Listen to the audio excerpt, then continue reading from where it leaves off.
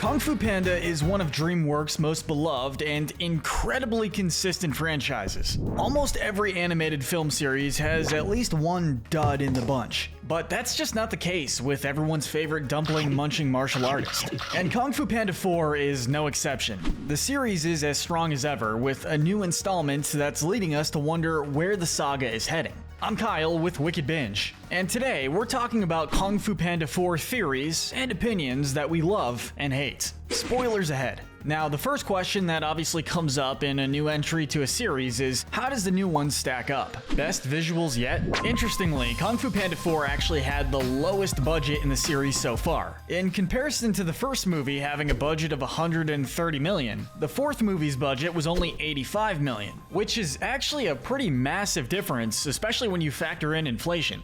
What?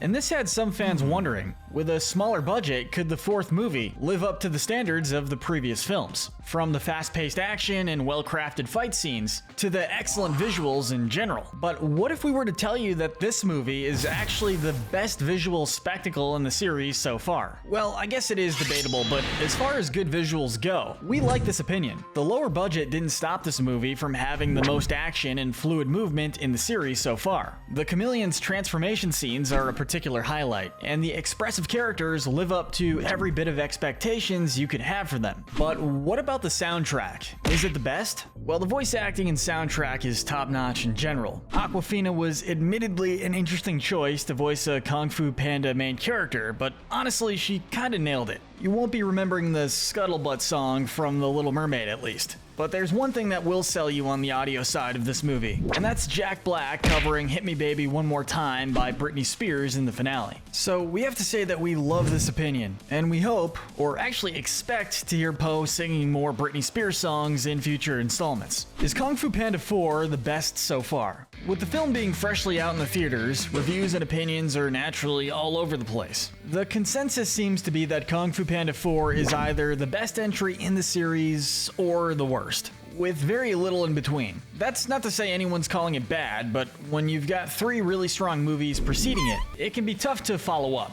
That said, we're gonna stick to the positive side of the spectrum here. Believe it or not, we actually like this opinion. We say like because we wouldn't call Kung Fu Panda 4 the absolute best in the series.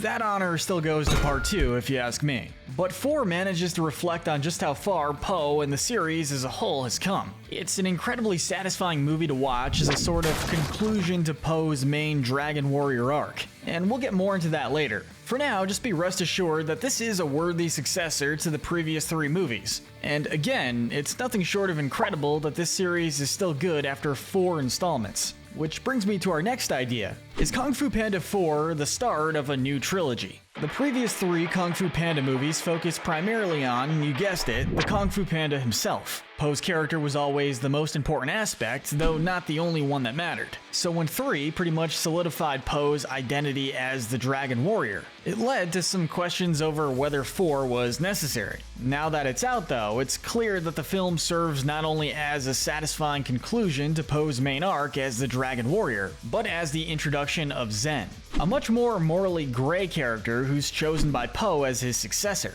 This has led some to speculate that 4 is the start of a new Kung Fu Panda trilogy. And I'll just say, I hope they're right because we love this theory. Zhen's character has even more potential for growth than Poe's, and seeing how 3 was the start of Poe learning to teach others Kung Fu. Can you teach me?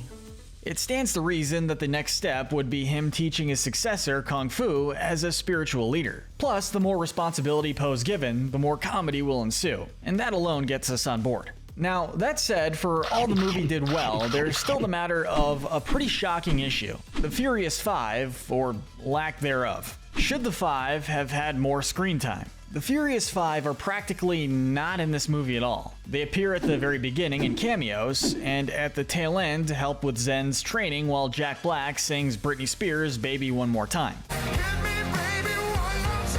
Which of course is an iconic moment, but given how they're nearly as iconic as Poe himself, many fans felt they should have had more of a pivotal role in the movie. Or at least, a role. Now give us a second to explain why we dislike this opinion before you pull out the pitchforks and torches. Well, yes, it would have been cool to see more of the five in this movie. It actually benefits a lot by focusing almost solely on Po and Zhen, especially with Zhen being an entirely new character, and ultimately the successor to Po as the Dragon Warrior. Often, it's easy for sequels to suffer by giving too little screen time to new pivotal characters in favor of making sure the regulars have their time to shine. So the fact that Kung Fu Panda 4 avoided this issue was actually pretty impressive. It's also worth noting that the Furious 5's voice actors being absent was done to address the aforementioned lower budget. And if this movie kicks butt in the box office, we're hoping that that won't be an issue with the sequel. So should the 5 be in the next movie?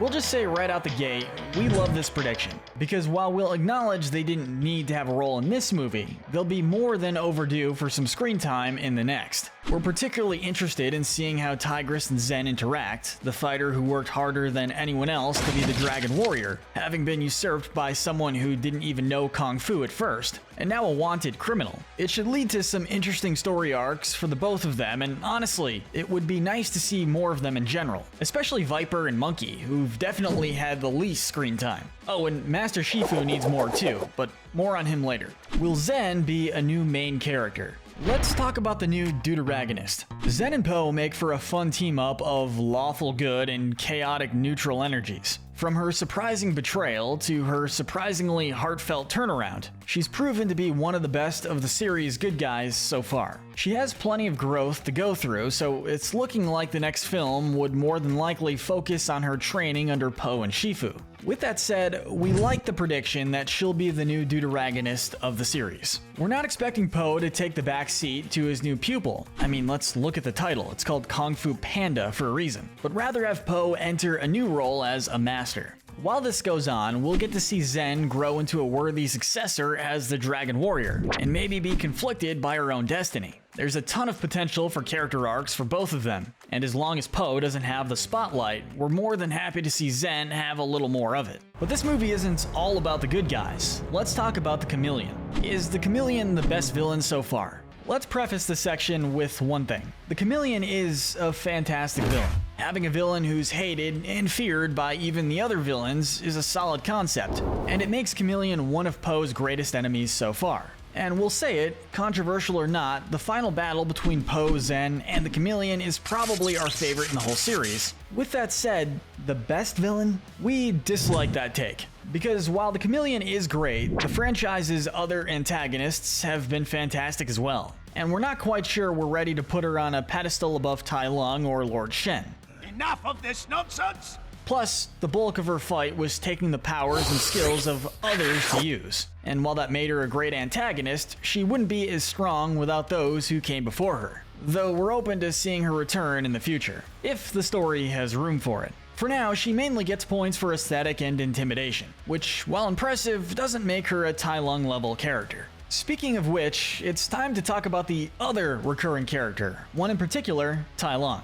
The return of Tai Lung as a hero. Tai Lung, the main villain of Kung Fu Panda 1, returns in this movie as one of the many Kung Fu masters Chameleon steals the skills of. After Po manages to defeat her and free her would-be victims, Tai Lung leads Po's many former nemesis characters to surprisingly thank him and bow in respect. It's actually a super satisfying conclusion to Po's arc as the Dragon Warrior, and what we hope is a super satisfying start to the redemption of Tai Lung.